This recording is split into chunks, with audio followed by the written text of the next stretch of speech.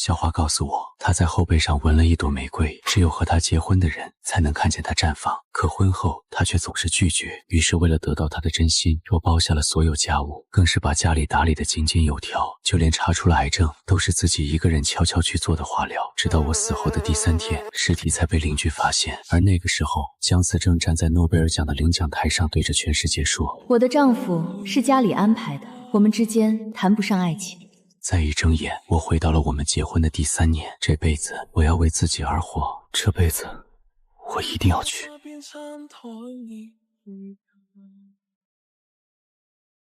你怎么来了？饭呢？以后不送饭了，你自己在食堂吃吧。为什么？食堂的饭菜不合我胃口，你知道的。你的事，以后你自己操心。陆深，你站住！陆深同志，你已经22岁了。结婚3年了，你确定要参加高考？确定。高考停了10几年，今年才恢复，报名的都是些17、18岁的小年轻。你这个年纪又有家庭，能静下心来看书吗？老师，我已经下定决心了，家庭的事我会处理好。填吧。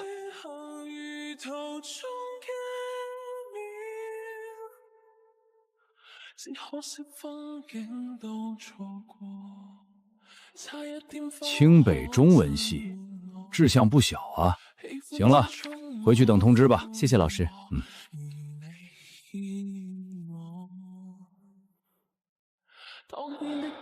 第一步走完了。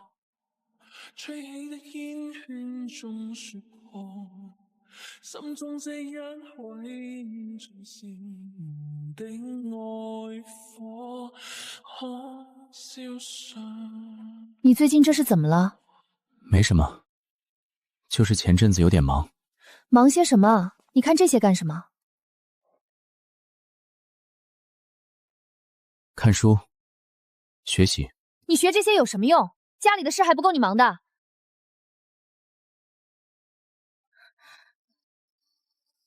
这1个星期你都没给我送饭，晚上也不等我，你是不是在闹情绪？没有闹情绪，只是觉得有些事该改变了。陆深这孩子难得闹一回脾气，肯定是心里受了委屈了。前几天是这孩子的生日，他张罗了一桌子菜，一直等到大半夜，姜教授连个人影都没见着，换了谁心里不凉啊？我从来不给别人过生日的，有那个时间我都能做完一组数据比对了。单位发的2张电影票，我带你去看。明天开始，一切恢复原来的样子。我不去。为什么不去？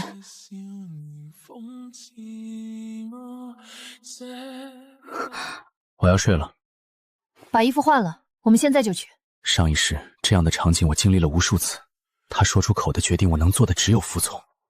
我说了不去，可这一次，陆深，你疯了！你不去也得去。这个数据还是不对。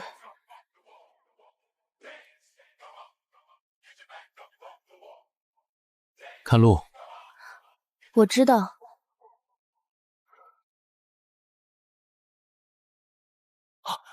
小心！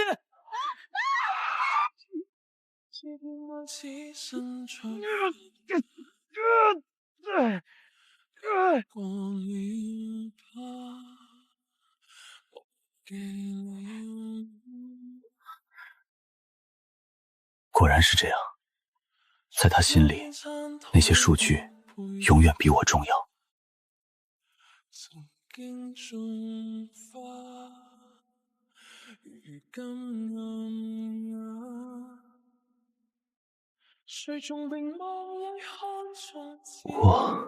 同志，你醒了。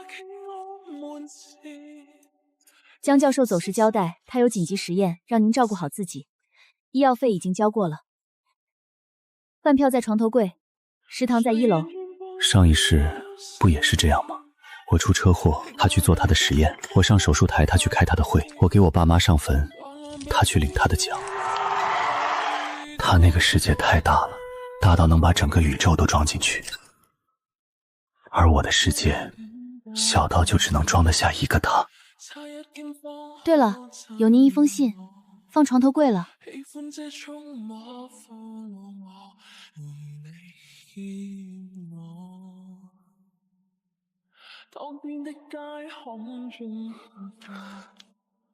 成功了，我终于考上了。慢点喝，小心烫。我炖了2个小时呢。就你事儿多，又不是什么大病，那也得补补。你可是咱家的顶梁柱。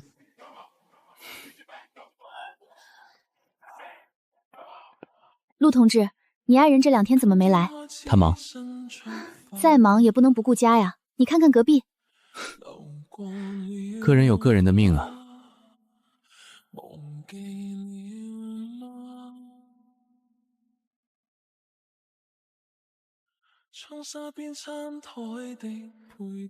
一共48块6毛。同志，买这么多是要出远门啊？去京师。京市？去干什么？去念书。了不起，这个年纪还能考上大学，不容易。谢谢。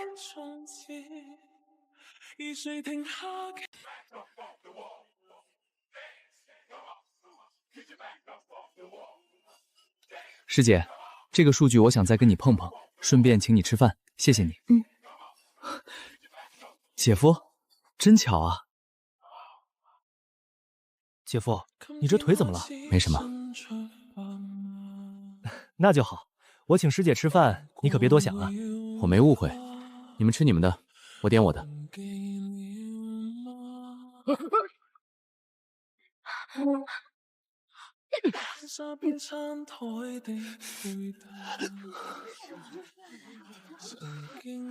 手有没有烫到？搞科研的人手最要紧。没事，师姐，就烫到一点皮。还好还好，我去给你买药。老家，能借我点烫伤药吗？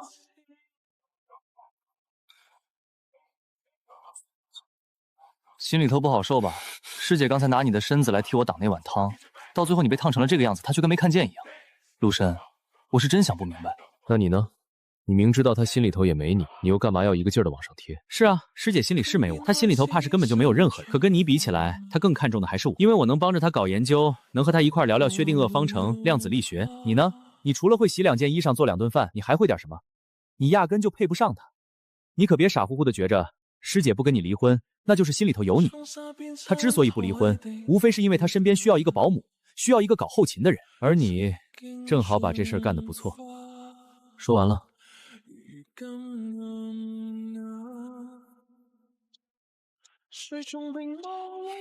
自己涂一下，回去再用冰封一冰。谢谢师姐。其实也没什么大事，就是姐夫他……你去哪儿？回家。饭还没吃。不吃了。上一世，我以为只要我付出的够多，他总有一天会看见。可这一世我才明白，有些人的眼睛里永远不会有你，不是因为你不够好，是因为他根本就没打算看。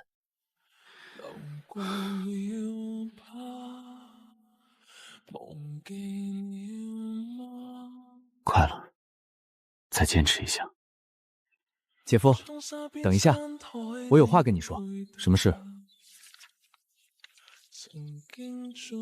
你拿这个干什么？你疯了！来人啊！救命啊！陆深要烧研究所里的材料了！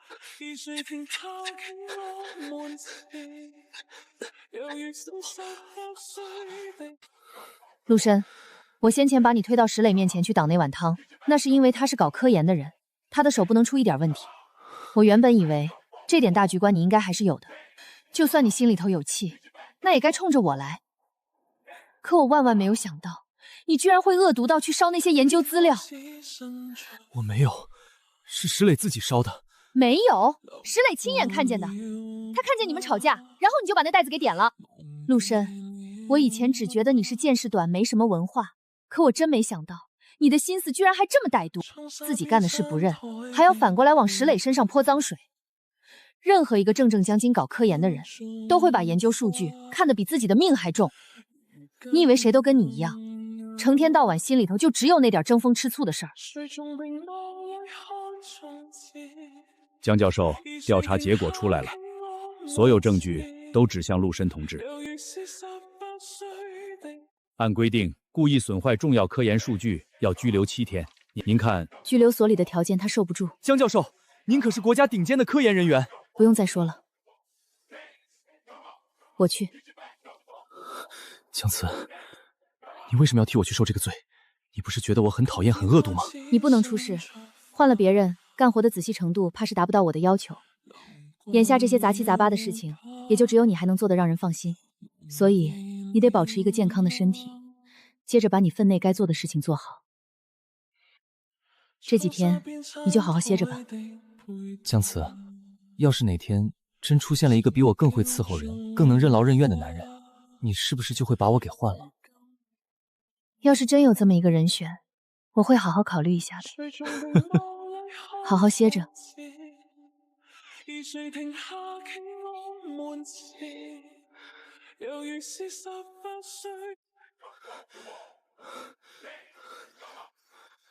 没想到啊，你在师姐心里头居然占了这么要紧的位置。她宁可自己进拘留所，也舍不得让你进去受罪。你笑什么？陆深，我告诉你，师姐这回遭的罪，全都是你害的。既然师姐舍不得动你，那就由我来替她动这个手。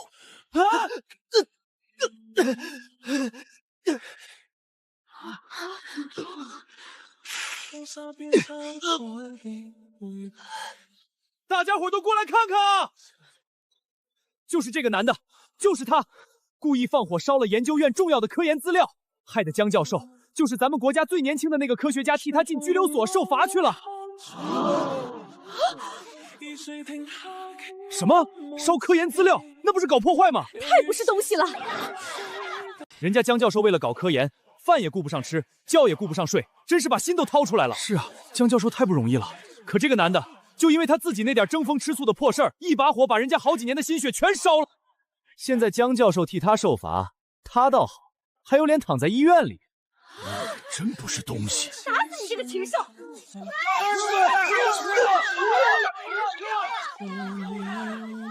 疼，是真的疼，可更疼的是心。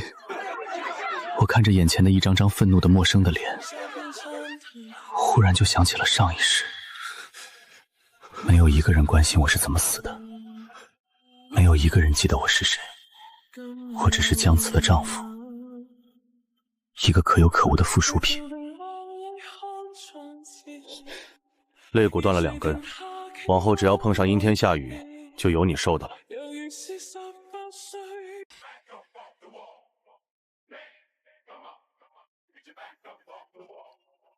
石磊同志，聚众故意伤人，请组织上严肃处理。我们会去核实的。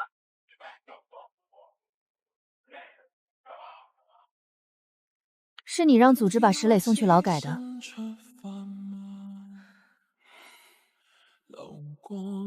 你知不知道，他可是搞科研的好苗子，他那一双手很要紧，他的脑子更要紧。你现在把他送去劳改，就等于把他往后的路全给毁了。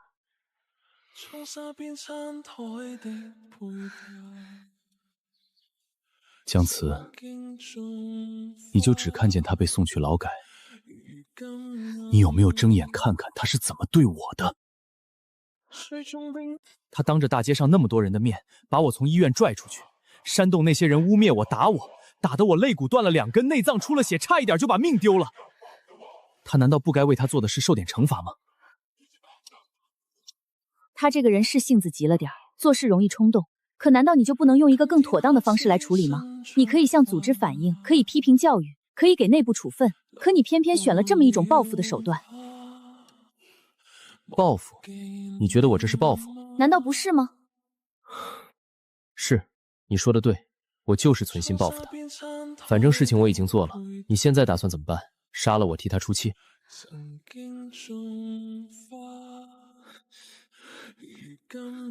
你要干什么？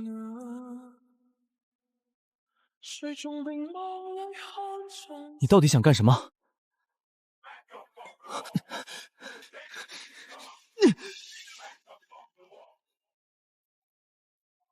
我知道，这东西对你很重要，所以陆深，下回你要是再敢伤害我们搞科研的人，或者再敢破坏研究数据，我就当着你的面把他给摔了。青瓷，你敢？你把镯子还给我！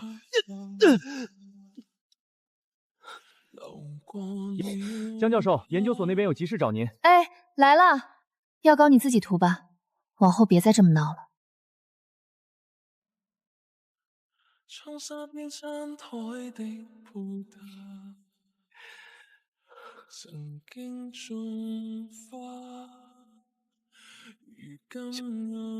小慈啊，陆深，你们结婚也有好几年了吧？夫妻感情是需要慢慢培养的，家里添个孩子，也能让家安定下来。我跟你妈岁数也大了，没别的盼头，就盼着能早一天抱上孙子孙女。你们是不是也该把这事儿考虑考虑了？现在这个节骨眼上，正是项目攻关最要紧时候，要孩子会分走我很大一部分精力，这事儿以后再说。工作再忙，日子也得往下过呀。这个家你也总得顾一顾吧。陆深，你呢？你喜欢孩子吗？妈，我也不喜欢，这事先不用着急。你刚才说你也不喜欢孩子，这话是打心里说的还是假的？当然是心里话，只不过我是不想跟你生罢了。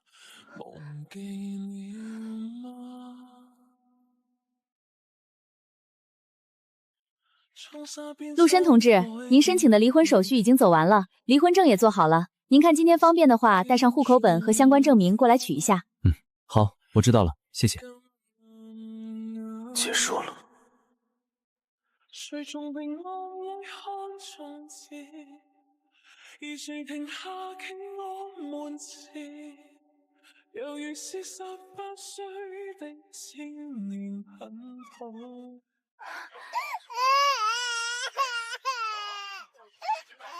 给孩子垫垫吧。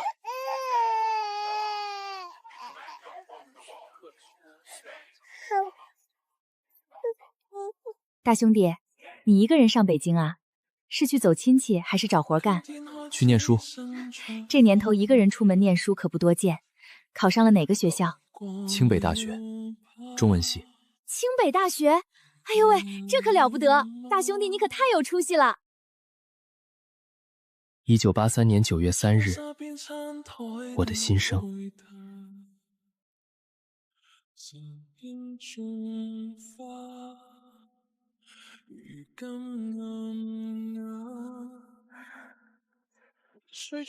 这又是要闹哪一出？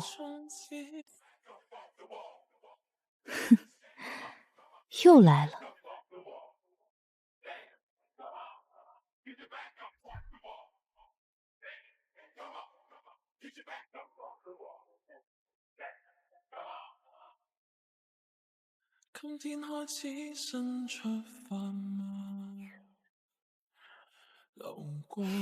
比起陆深包的，差远了。搞研究的人最需要清醒的脑子和旺盛的精力，他从不允许自己把时间浪费在没用的情绪和失眠上。可今晚，他破例了。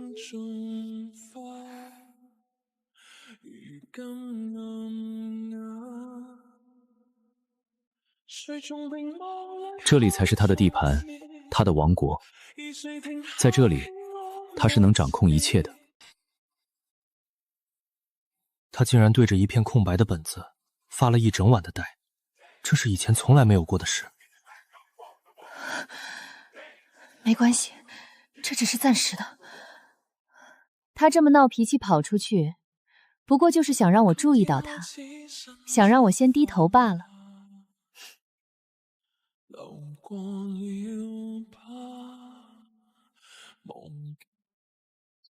他太了解陆深了，一个只有高中文化、打小没离开过这座小城的人，他能跑到哪里去？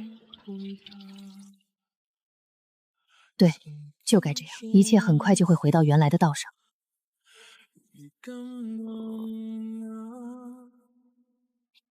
哟，江教授，您今儿个脸色看着不太好，昨晚上没休息好。没事儿，实验数据出来了吗？还没呢，王工说估摸着得下午了。江教授，您今儿个这件衣服好像没熨平啊。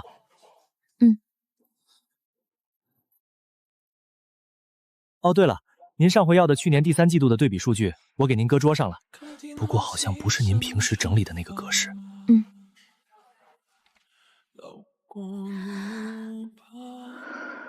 以上就是这个季度的报告。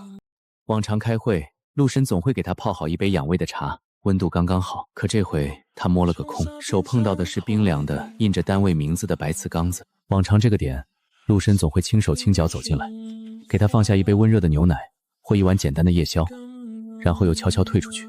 现在什么都没有，只有窗外的黑夜和屋子里让人透不过气的安静。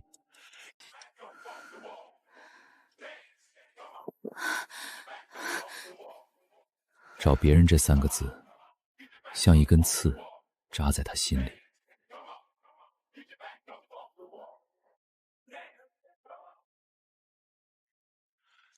江教授，您找我。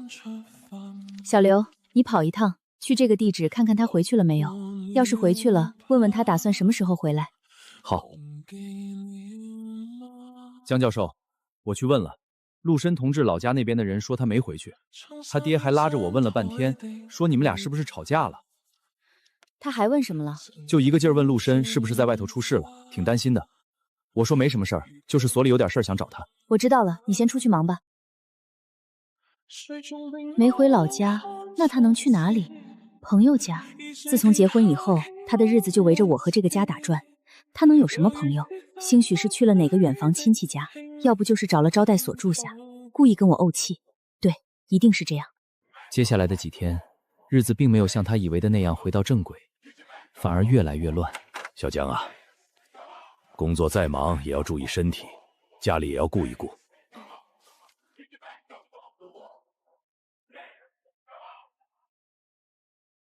今天開始新出發，流過了吧，忘記了嗎？窗紗邊餐台的回答。喂，您好，清北大学招生办。您好，我想跟您打听个人。今年这批新生里有没有一位叫陆深的考生？男的，22岁。哦，您问的是陆深同学啊？有的有的，他考的可真好呢，是你们那个省的文科第3名。陆深偷偷去参加了高考，考了全省文科第3名。他一直以为只是个家庭主妇的男人。喂，在他看不见的地方，悄悄把未来的路全部铺好了。进来，小慈啊，这个点你不是该在实验室吗？数据出来了？还没。到底怎么了？所长，我想跟您请3天假。请假？小慈，你这不是跟我开玩笑吧？现在项目正是最关键的时候，1分1秒都耽误不起。你是核心人物，你走了进度全得停。这些我都知道，就3天。是我自己的一点私事，非去处理不可。私事？什么了不得的私事能比研究项目要紧？小慈，你不是分不清轻重的人。是我丈夫的事，他走了，去了清北，我必须去找他。小慈，夫妻俩过日子哪有锅沿不碰勺的？吵架拌嘴常有的事儿。你现在最要紧的是把手头项目拿下来，等这个阶段过去，我亲自批你的假，你再去把人接回来，好好哄哄。不行，就3天，我必须去。小慈，你可想清楚了？这个项目……我想得很清楚了，3天以后我准回来。真要耽误了什么，所有责任我一个人全担着。去吧去吧，路上注意安全，早点回来。谢谢所长。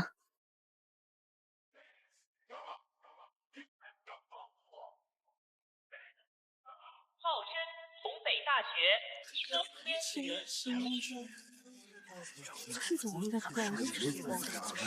老师您好，我想跟您打听一位新同学，名字叫陆深，男的，22岁，今年刚录取。我是他爱人，找他有点事儿。我想问一下，他住在哪个宿舍？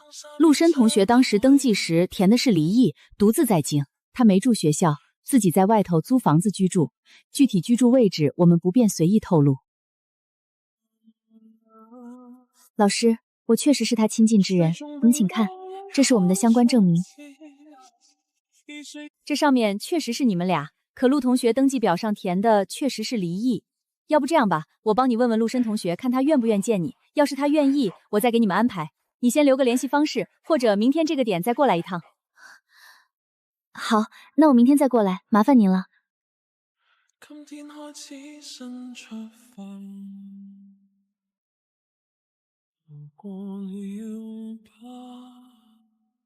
姐姐，喝水吗？谢谢。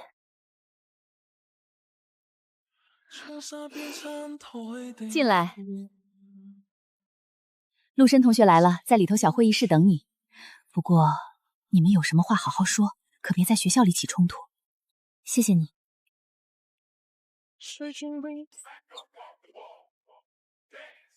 跟我回去。江教授，我凭什么要跟你回去？别闹了，家里需要你。你想要什么都可以跟我说，生活费或者比现在更好的条件，咱们都可以坐下来谈。我想要你离我远一点，这个也能答应吗？陆深，你适可而止。你一个只有高中文化的人，跑到这儿来念什么书？你觉得你能跟得上吗？别再做这些不切实际的梦了，到最后你还得回到那个家里去，那才是你该走的路。别在这儿白白耽误自己的功夫，也浪费了宝贵的教育资源。我高考成绩全省文科第3名，另外，我念不念书，跟不跟得上，都跟你没什么关系。我们俩已经离婚了。你什么时候申请的离婚？我没有同意离婚，谁准许你离婚的？从法律上来讲，这事儿用不着你点头，只要一方坚持，法院可以判强制离婚。江教授，请你自重。你是我男人，我凭什么要自重？陆深，我今天把话给你撂这儿，只要我没点头，你就永远是我江慈的丈夫。那张破纸，他说了不算。陆深同学，需要帮忙吗？没事，老师，我们自己谈。我们俩两清了。从你为了那点数据，头也不回的把我扔在水里的那一刻起，从你一次又一次选择你的实验放弃我的那一刻起，从你因为石磊一句话就认定我恶毒的那一刻起，从你把我妈留给我的镯子狠狠摔在地上的那一刻起，我们之间就已经彻底完了。我不恨你了，可我也不爱你了。爱这个东西是会耗光的，没了就是没了。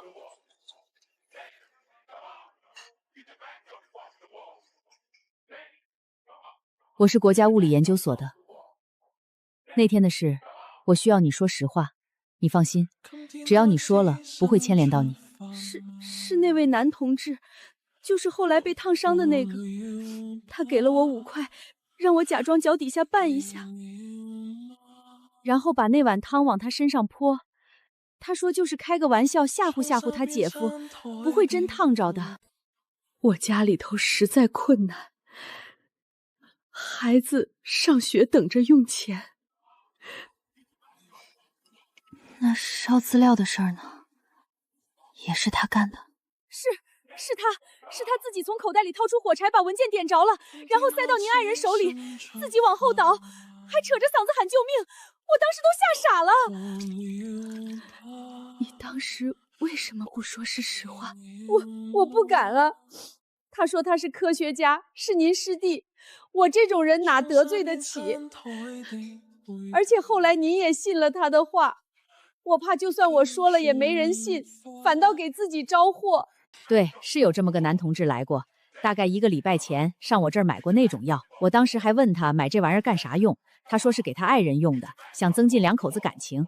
我还提醒他这药有副作用，不能瞎用。他说他知道，就买了那么1小包。他说是给他爱人用的。对，是这么说的。师姐，累了吧？喝口水。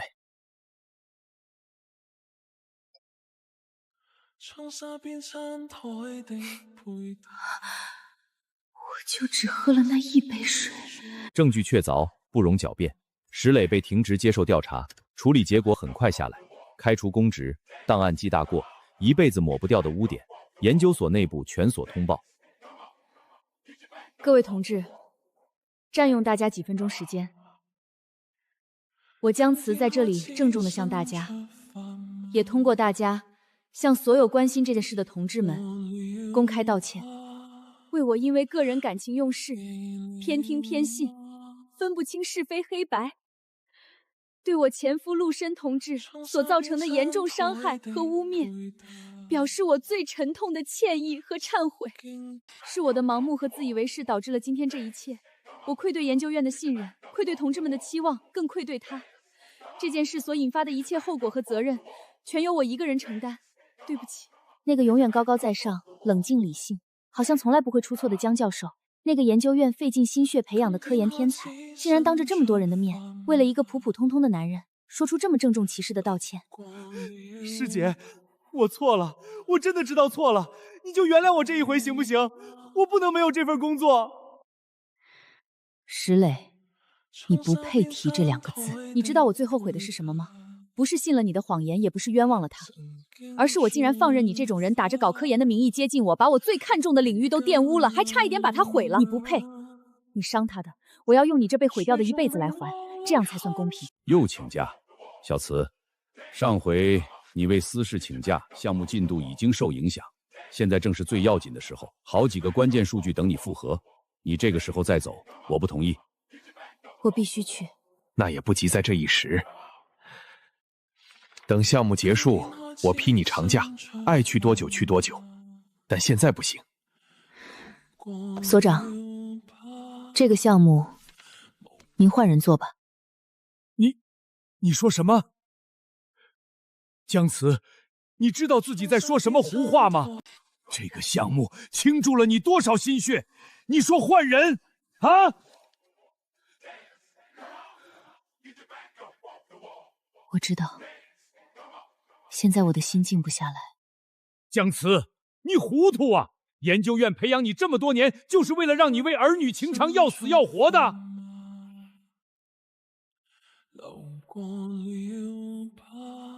对不起，所長，我必須去。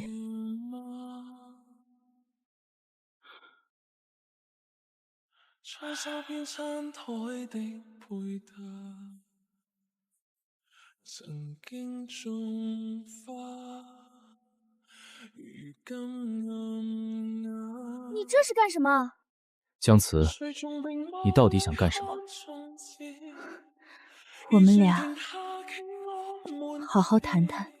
我跟你沒什麼好談的，請你離開。陸深，是我錯了，所有事情我都查清楚了，是我瞎了眼，是我混蛋，是我對不住你，你就再給我一次機會行不行？就一次，我拿命跟你發誓，這輩子我再也不會讓你受一點委屈。我愛你，陸深，我是真的愛你。江慈，你根本不知道什麼是愛，你只是習慣了有個人對你好，現在那個人走了，你不習慣了，所以你難受，你痛苦，你以為這就是愛，不是的，這只是自私和遲來的不甘心。你放手，麻煩你去叫一下保安。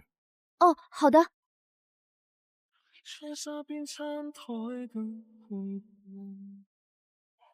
這位同志，請你離開，不要影響學校正常秩序。陸深，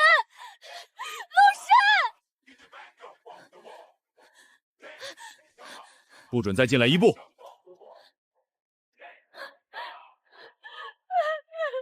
今天開始新出發，流過了，忘記了嗎？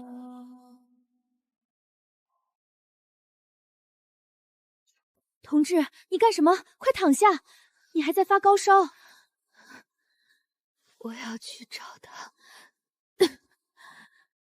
誰在等着你啊？你現在最需要的是好好休息。高燒40度，再晚送來一會兒就燒成肺炎了。給他加一針鎮靜劑。你來了。醫生給我打了電話。陸深，我查清楚了，所有事情都查清楚了，是石磊，是他陷害你，那個湯，那個數據都是他幹的，我已經讓所裡處理他了，開除公職，檔案記過。我知道。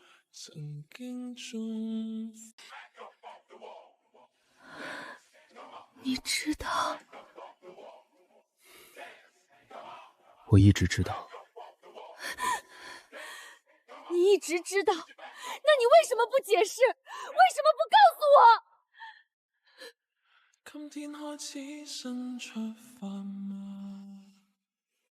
解释了你会信吗？我错了，陆深，我真的知道错了。你给我一次机会，就一次。江慈，不是每一次错误都有弥补的机会，有些东西碎了就是碎了。那你就杀了我吧，你干脆杀了我，我受不了了，我真的受不了了。我不恨你，江慈，可我也不会再爱你了。你好好养病，回研究所去做你的实验，那才是你该走的路。陆深，我会一直等，等到你原谅我为止，就算等一辈子我也等。别等了，不应该是这样。人是回来了，可魂好像没有跟着回来。江教授最近怎么了？像换了个人似的。听说离婚了。离婚？跟她那个丈夫？可不是，听说闹得挺厉害。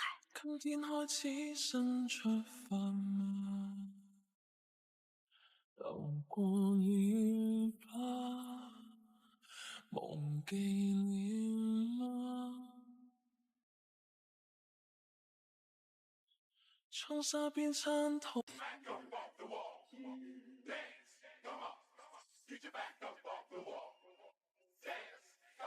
陆深，你怎么看这个问题？这道题，我认为有3种解法。今天開始新出發。陆深，你这篇散文发在校刊上了，我看了，写得真好。谢谢。你以后想当作家？想写东西，想把那些值得被记住的人和事写下来。今天我们很荣幸请到了青年作家陆深老师。陆深老师的散文集《归途》刚刚获得了本年度的文学大奖，销量突破10万。让我们用热烈的掌声欢迎陆深老师分享他的创作心得。谢谢大家。我今天想分享的不是写作技巧，而是一个人怎么在黑暗中找到自己的光。我曾经以为爱一个人就是把自己全部交出去，以为只要时间奉献的足够多，就能换来同样的真心。可后来我才明白，不是的。一个人首先得是自己，是一个独立的完整的个体。你得先找到自己，站稳了才有能力去爱别人，否则所有的付出和牺牲，到最后都可能变成一场丢失自我的悲剧。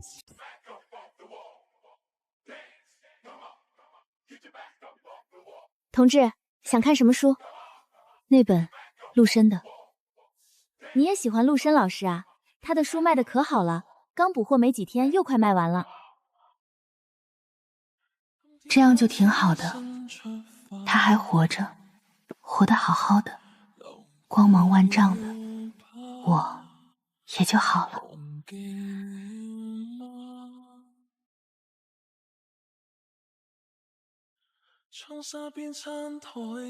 有请本届国际文学终身成就奖得主陆深先生。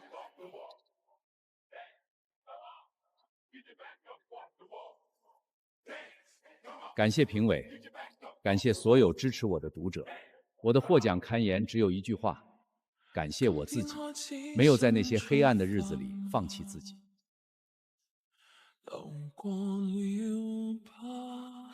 陆老师，能问您一个问题吗？问吧。您写的那些作品里，很多都涉及婚姻、牺牲、自我救赎这些主题，这些跟您本人的经历有关吗？陆老，您的新作主角是否有生活中的原型？作家笔下的人物，往往是生活中许多观察和思考的集合体。艺术来源于生活，又高于生活。至于具体有没有关系，就让作品自己说话吧。这是我第一次参加这种颁奖典礼，所以有点紧张。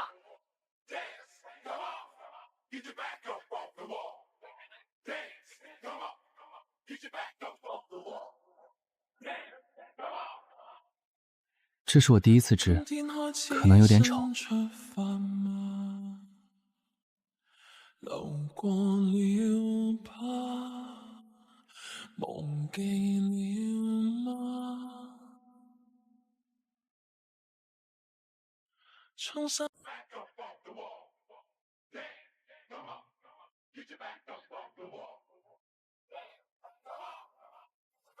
爷爷，您爱过吗？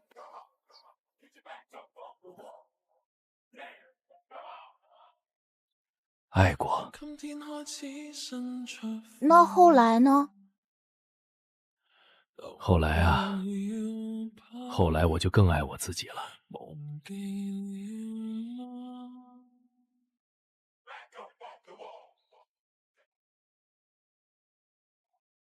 江老师，要不要喝水？陆深，下辈子如果还能遇见，换我来爱你，好好的爱你，还是别再遇见了，你好好过吧。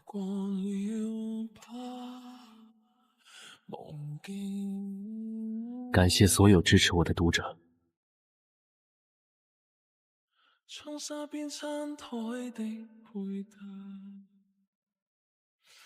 爷爷，这本书写的是什么呀？写的是一个重新开始的故事。好看吗？对，那个故事里的人很好看，因为他终于学会了怎么让自己快乐。